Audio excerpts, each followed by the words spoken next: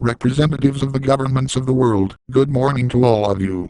First of all, I would like to invite you, very respectfully, to those who have not read this book, to read it. Noam Chomsky, one of the most prestigious American and world intellectuals, Noam Chomsky, and this is one of his most recent books, Hegemony or Survival, The Imperialist Strategy of the United States. Point. Left square bracket holds up book, waves it in front of General Assembly right square bracket. It's an excellent book to help us understand what has been happening in the world throughout the 20th century, and what's happening now, and the greatest threat looming over our planet.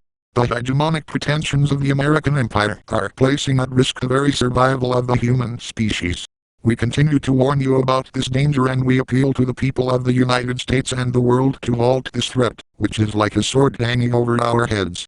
I had considered reading from this book, but, for the sake of time, left square bracket flips through the pages, which are numerous right square bracket. I will just leave it as a recommendation.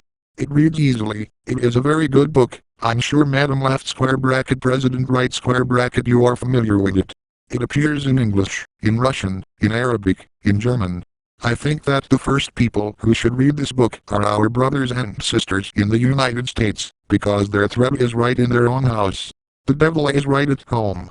The devil himself, is right in the house. And the devil came here yesterday. Yesterday the devil came here. Right here. And it smells of sulfur still today. Yesterday, ladies and gentlemen, from this rostrum, the President of the United States, the gentleman to whom I refer as the devil, came here, talking, as if he owned the world. Truly. As the owner of the world. I think we could call a psychiatrist to analyze yesterday's statement made by the President of the United States. As the spokesman of imperialism, he came to share his nostrums, to try to preserve the current pattern of domination, exploitation and pillage of the peoples of the world. An Alfred Hitchcock movie could use it as a scenario. I would even propose a title, The Devil's Recipe. As Chomsky says here, clearly and in depth, the American empire is doing all it can to consolidate its system of domination. And we cannot allow them to do that. We cannot allow world dictatorship to be consolidated. The world parent statement, cynical, hypocritical, full of this imperial hypocrisy from the need they have to control everything. They say they want to impose a democratic model. But that's their democratic model. It's the false democracy of elites, and, I would say, a very original democracy that's imposed by weapons and bombs and firing weapons. What a strange democracy. Aristotle might not recognize it or others who are at the root of democracy. What type of democracy do you impose with marines and bombs? The President of the United States, yesterday, said to us, right here, in this room, and I'm quoting, anywhere you look, you hear extremists telling you can escape from poverty and recover your dignity through violence, terror and martyrdom. Wherever he looks, he sees extremists. And you, my brother, he looks at your color, and he says, oh, there's an extremist. Evo Morales, the worthy president of Bolivia, looks like an extremist to him. The imperialists see extremists everywhere. It's not that we are extremists. It's that the world is waking up. It's waking up all over. And people are standing up. I have the feeling, dear world dictator, that you are going to live the rest of your days as a nightmare, because the rest of us are standing up, all those who are rising up against American imperialism, who are shouting for equality, for respect, for the sovereignty of nations. Yes, you can call us extremists, but we are rising up against the empire, against the model of domination. The president then, and this he said himself, he said, I have come to speak directly to the populations in the Middle East, to tell them that my country wants peace. That's true. If we walk in the streets of the Bronx, if we walk around New York, Washington, San Diego, in any city, San Antonio, San Francisco, and we ask individuals, the citizens of the United States, what does this country want? Does it want peace? They'll say yes. But the government doesn't want peace. The government of the United States doesn't want peace. It wants to exploit its system of exploitation, of pillage, of hegemony through war. It wants peace. But what's happening in Iraq? What happened in Lebanon? In Palestine? What's happening? What's happened over the last 100 years in Latin America and in the world? And now threatening Venezuela, new threats against Venezuela, against Iran. He spoke to the people of Lebanon. Many of you, he said, have seen how your homes and communities were caught in the crossfire. How cynical can you get? What a capacity to lie shamefacedly. The bombs in Beirut with millimetric precision. This is crossfire. He's thinking of a western, when people would shoot from the hip and somebody would be caught in the crossfire. This is imperialist, fascist, assassin, genocidal, the empire and Israel firing on the people of Palestine and Lebanon. That is what happened. And now we're suffering, because we see homes destroyed.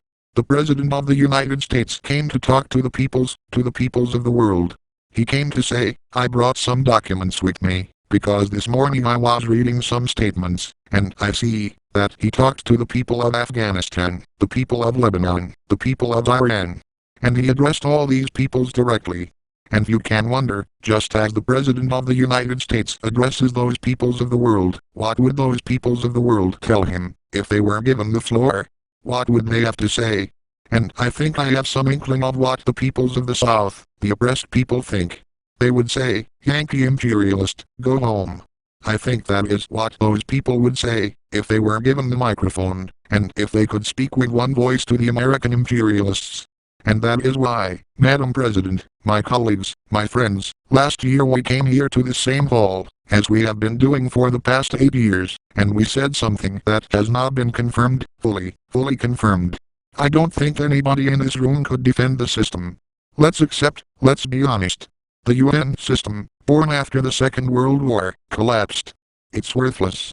Oh, yes, it's good to bring us together once a year, see each other, make statements and prepare all kinds of long documents, and listen to good speeches, like Abel's, PH, yesterday, or President Mullah's, PH. Yes, it's good for that. And there are a lot of speeches, and we've heard lots from the President of Sri Lanka, for instance, and the President of Chile. But we, the Assembly, have been turned into a merely deliberative organ. We have no power to make any impact in the terrible situation in the world. And that is why Venezuela once again proposes, here, today, the 20th of September, that we re-establish the United Nations. Last year, Madam, we made 4 modest proposals that we felt to be crucially important. We have to assume the responsibility, our heads of state, our ambassadors, our representatives, and we have to discuss it. The first is expansion, and Mullah, PH, talked about this yesterday right here. The Security Council, both, as it has permanent and non-permanent categories, inaudible, developing countries and LDCs must be given access as new permanent members. That's step 1. Second, effective methods to address and resolve world conflicts, transparent decisions. Point 3, the immediate suppression, and that is something everyone's calling for, of the anti-democratic mechanism known as the veto in decisions of the Security Council. Let me give you a recent example. The immoral veto of the United States allowed the Israelis, with impunity, to destroy Lebanon. Right in front of all of us, as we stood there watching, a resolution in the Council was prevented. Fourthly, we have to strengthen, as we've always said, the role and the powers of the Secretary General of the United Nations. Yesterday, the Secretary General practically gave us a speech of farewell. And he recognized that over the last 10 years, things have just gotten more complicated. Hunger, poverty, violence, human rights violations have just worsened. That is the tremendous consequence of the collapse of the United Nations system and American hegemonistic pretensions. Madam, Venezuela a few years ago decided to wage this battle within the United Nations by recognizing the United Nations, as members of it that we are, and lending it our voice, our thinking. Our voice is an independent voice to represent the dignity and the search for peace and the reformulation of the international system, to denounce persecution and aggression of hegemonistic forces in the planet. This is how Venezuela has presented itself. Bolivar's home has sought a non-permanent seat in the Security Council. Let's see. Well, there's been an open attack by the U.S. government, an immoral attack, to try and prevent Venezuela from being freely elected to a post in the Security Council. The Imperium is afraid of truth, is afraid of independent voices. It calls us extremists, but they are the extremists. And I would like to thank all the countries that have kindly announced their support for Venezuela, even though the ballot is a secret one and there's no need to announce things. But since the Imperium has attacked, openly, they strengthened the convictions of many countries. And their support strengthens us. Mercosur, as a bloc, has expressed its support, our brothers in Mercosur. Venezuela, with Brazil, Argentina, Paraguay, Uruguay, is a full member of Mercosur. And many other Latin American countries, Caribbean, Bolivia have expressed their support for Venezuela. The Arab League, the full Arab League, has voiced its support.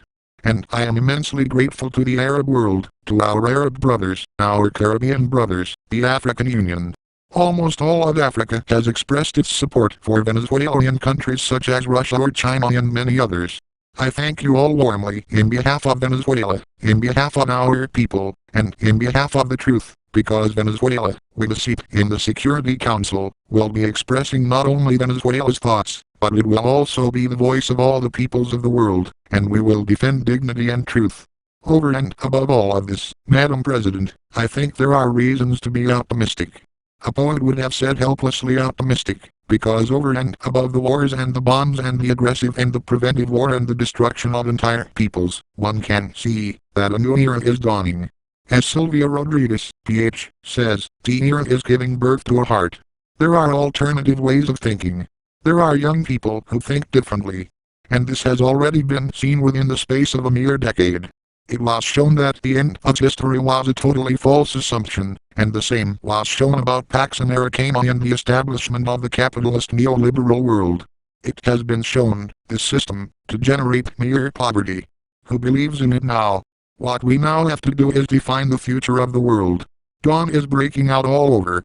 You can see it in Africa and Europe and Latin America and Oceania. I want to emphasize that optimistic vision.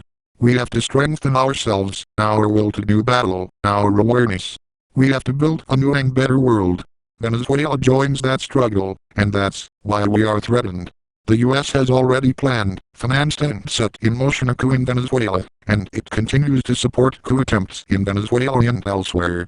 President Michelle Bachelet reminded us just a moment ago of the horrendous assassination of the former foreign minister, Orlando Letelier.